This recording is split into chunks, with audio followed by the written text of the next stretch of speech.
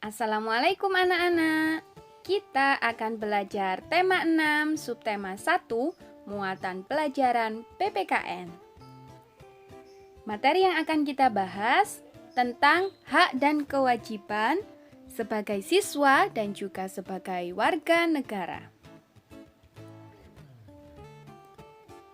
Ayo anak-anak, apakah kalian tahu kalau setiap manusia yang hidup di dalam masyarakat itu punya hak yang dilindungi oleh undang-undang? Kita bahas lebih lanjut.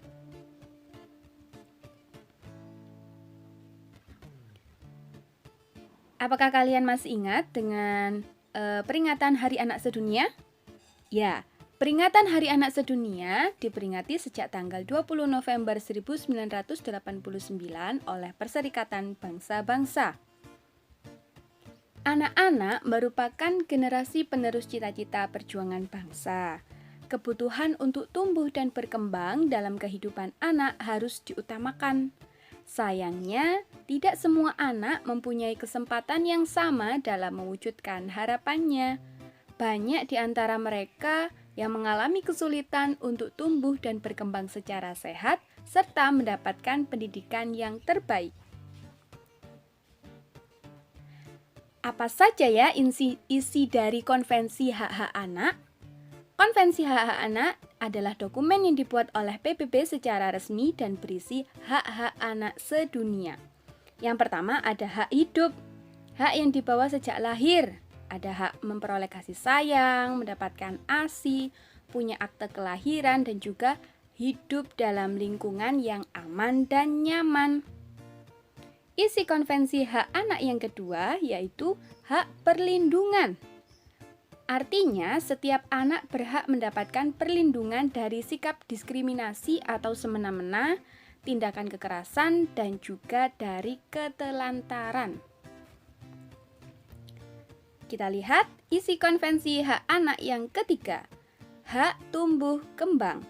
Artinya, setiap anak berhak untuk tumbuh dan berkembang secara optimal, baik secara fisik, mental, rohani, moral, dan sosial agar tercapai potensinya.